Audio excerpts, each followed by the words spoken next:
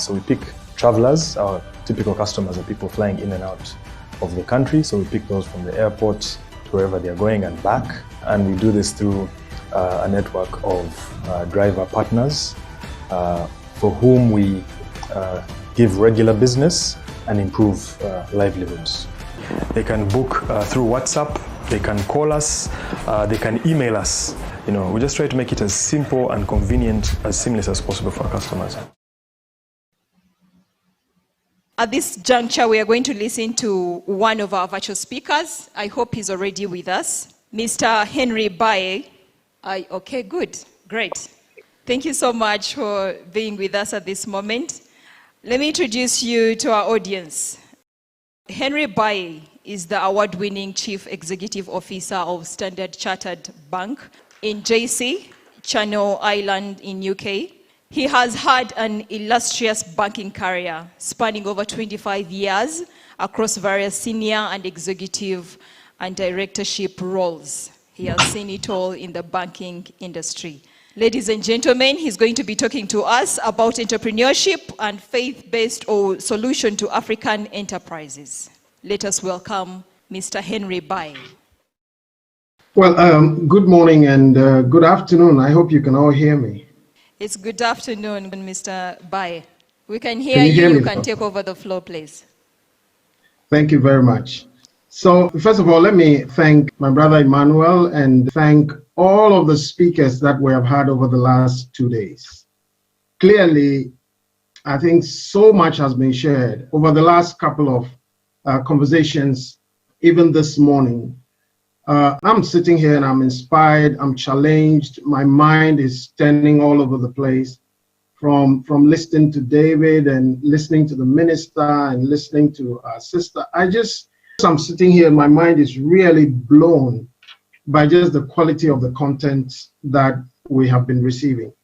Now, one of the things that I believe we are blessed with is these opportunities to have conversation. Now, I will start by suggesting that Africa is a very unique continent. Africa is a unique continent, and for all the reasons that we have heard. So we have had many, many conversations, and not just the conversation we're having over the last 2 days. Many conversations have happened over the years, and David talked about some of these conversations. Many things have happened on the continent. To be honest with you, I think that the positive stories of the continent or the narrative around the continent is in the hands of other people. And so the amazing stories of what happens around the continent is not being told. But there is a groundswell of rising enterprise. There is a cadre of rising entrepreneurs across the continent doing many different things, some of which are extremely creative, from digital to fashion to art to technology to just anything you can imagine. There is a big groundswell of enterprise. And I think that story is not getting told enough. Africa is in a very unique place when it comes to digitization. And I think we have showed the world that there are things that we have leapfrogged and we have taken a lead in. And we just heard the story from Uganda. We know the story from Rwanda. So there are some national prototypes that are becoming such a great example for us to follow.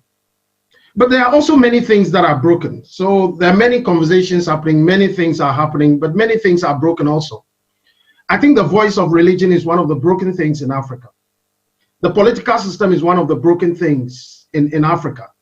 There are a few good examples of the political system, but I can tell you that the political system is one of the greatest, harms to Africa today. We have a political system that cannot sustain national strategy. We have a political system that is driven by what party agendas are. Once one party is out of power and the next party is doing everything to destroy them and come into power. A week ago, a few days ago, I was listening to a conversation on a certain international media about one of the African countries, and my heart was broken by how some people have taken the local internal conversation and are splashing it on the international media, and the kinds of things that are being talked about doesn't even present a biased view. So there's a discussion about the economy of one country, And there's some activist who is on this and is just talking about how corrupt and how destroyed and how everything in the country is bad. And there is an economist from another country who is saying, hello, the things that are happening in the world now, you need to put it in perspective. There are also global issues that you need to put in perspective. And this kind of conversation was happening on an international media. I nearly buried my face, you know.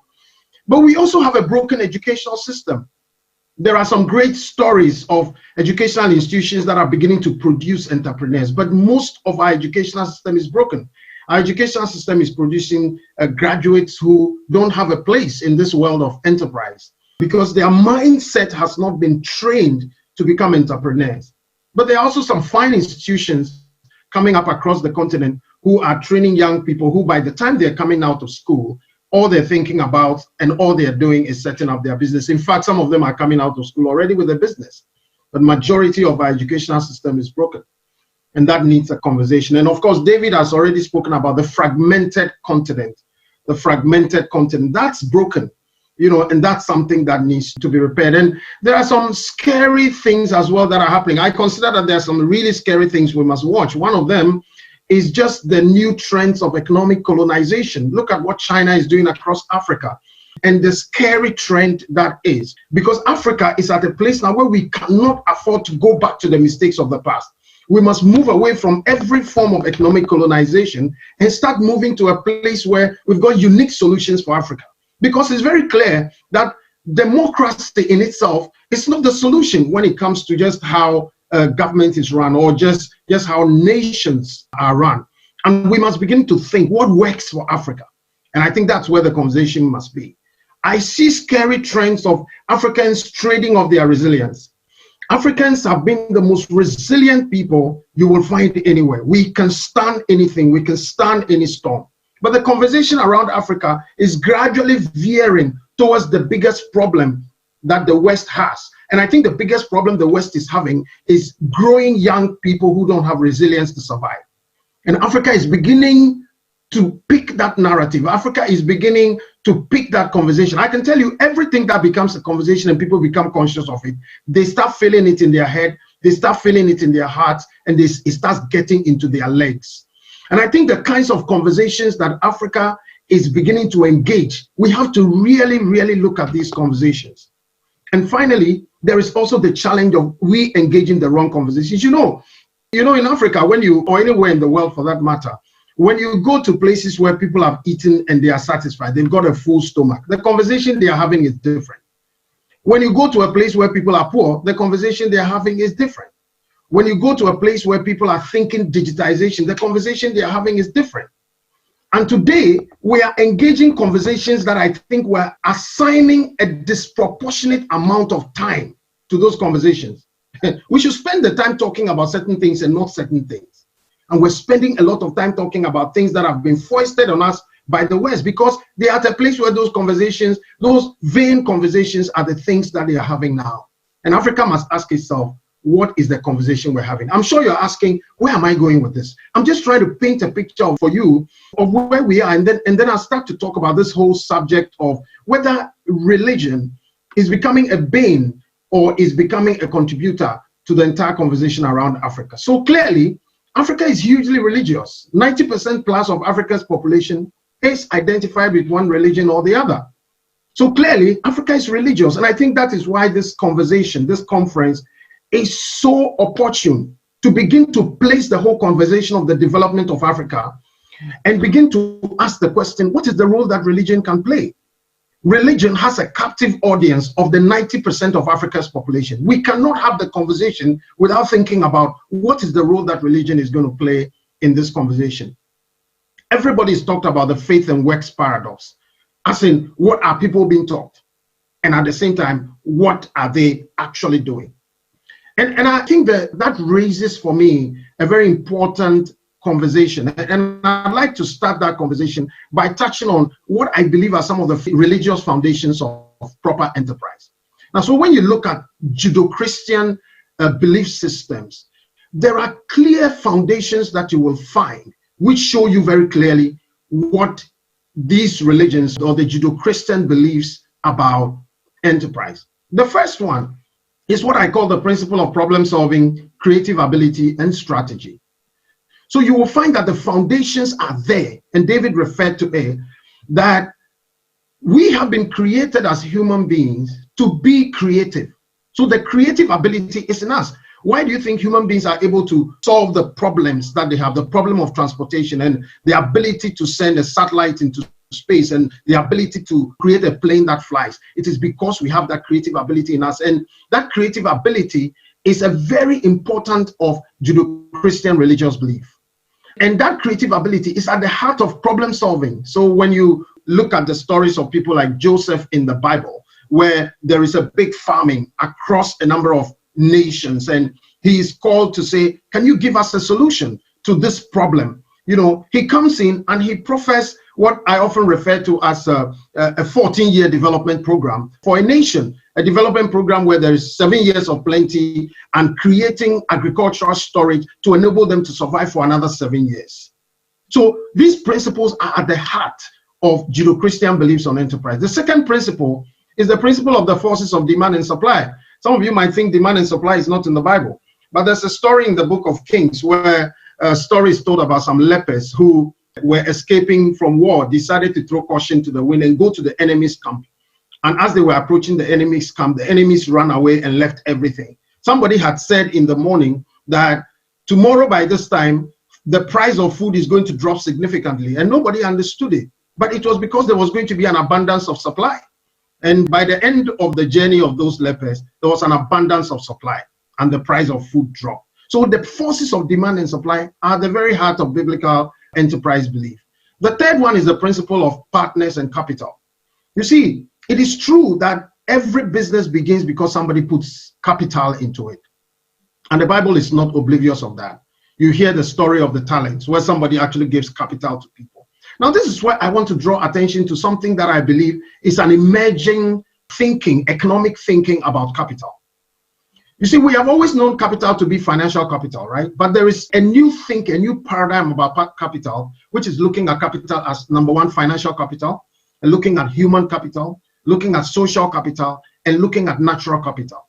And it's not looking at all these four forms of capital just for the sake of it, but it's looking at these four forms of capital as not just contributors to enterprise, but also capital that is supposed to share in the benefit and the profit of capital. And when we begin to look at enterprise in this manner, and the reason I'm referring to this new paradigm is you will see snippets of this in the scripture. You go to Leviticus 25, you will see the talk about land and how land should be treated in the entire conversation around enterprise and business. And I think some of the most successful enterprises are enterprises that have started embracing this, where they are looking at social capital and they're looking at human capital as partakers in the benefits of business. The fourth one is the principle of diligent sowing, multiplication, and return. Somebody spoke about diligence earlier, so I'm not going to say a lot about it. But there are two references. One which says lazy hands bring poverty, but diligent hands bring wealth. And we know about the whole, what I call institutionalization of what is called seed time and harvest. The fifth one is the principle of stewardship, accountability, and capital. So there is a lot of teaching in the scripture which talks about the importance of accountability and capital reallocation. I mean, the importance of capital reallocation is seen in the story of the talent. If you're giving capital to do business and you're not giving the right return, it will be taken away and given to a company or a business that is producing the right return. So these are all principles that are clear in the scripture. The next one is the principle of fairness, supernormal profits, and ethics. There's a scripture which says, better is a little with righteousness than great revenue with injustice. And it says, dishonest money dwindles away, but whoever gathers money little by little makes it grow. And I think this is where there is a centrality of the role of religion in enterprise. Today, one of the biggest challenges the world has is just dishonesty in business. And many times when people talk about enterprise in Africa, they make reference to dishonest business people. People are saying, I don't want to do business with my brother in the other country because I can't trust him. I don't want to do business with somebody in Africa. I'm saying that the foundation for honest business dealing is laid in the scripture. And that is where faith comes in. Because if people who are faith-based can begin to realize that actually we are the solution to the problem of distrust in Africa, then we're solving one of the fundamental problems that causes Africa to collapse, that causes the distracts across countries, that causes people not to be able to trade with other people across the continent. And the final principle I wanted to refer to is the principle of giving back. So the scriptures are replete with many stories of how people who become wealthy need to give back to people who are poor, need to give back to the society. So all of these principles are there in the scripture. You go to the book of Ruth, you hear the story of Boaz. You go to the Proverbs chapter 11, verse 25, you hear some of these principles. I was trying to examine also what are some of the Jewish, and the reason I took interest in the Jewish is because we have often talked about how some of the strongest businesses, some of the strongest enterprises across the world, go to the UK, go to the US.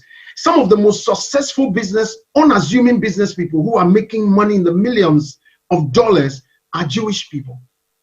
And the question that arises is, what is it that is at the heart of Jewish belief in enterprise? And I tried to investigate that a little bit. Now, I found out that apparently there is a very elaborate set of rules that have not just been drawn from the Torah and the Old Testament, but it's also been drawn now and created into business laws for Jewish people.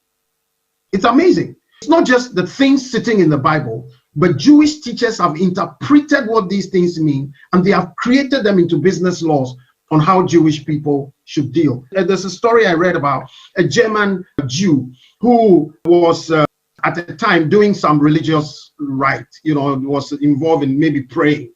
And then actually it was a Sabbath day, and so he was not responding to messages. And there was a contract that was being sent to this person from the government. The government was giving him a contract.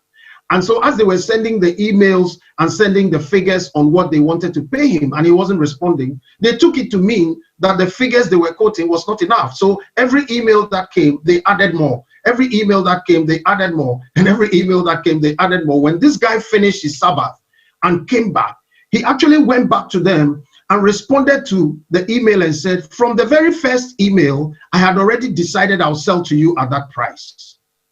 Now, this is based on a fundamental Jewish ethical business belief.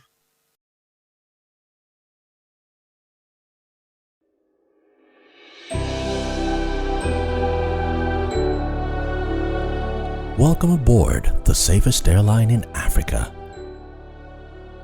With industry-leading safety measures to protect your well-being. The first in Africa to earn a diamond standard of safety. Offering a more contactless, safe, and seamless experience. Delivered with a smile by Africa's first fully vaccinated crew. Creating special memories that bring the joy back to flying, so you can continue making memories with your loved ones. Book your flight with Rwandair today. Rwandair, the safest airline in Africa. Rwandair, fly the dream of Africa. I first met UMB when I was at the crossroads of my business. I had a serious problem, and UMB has made it possible for me to still stand today. How did they do this? They did not work and put me in a box. They looked at me as an individual and got a product from me which helped me to survive the period. Banks should look at it and see how they can also go that way to be able to meet individual customers, tailor products to suit the individual customers, and not to just box everybody together.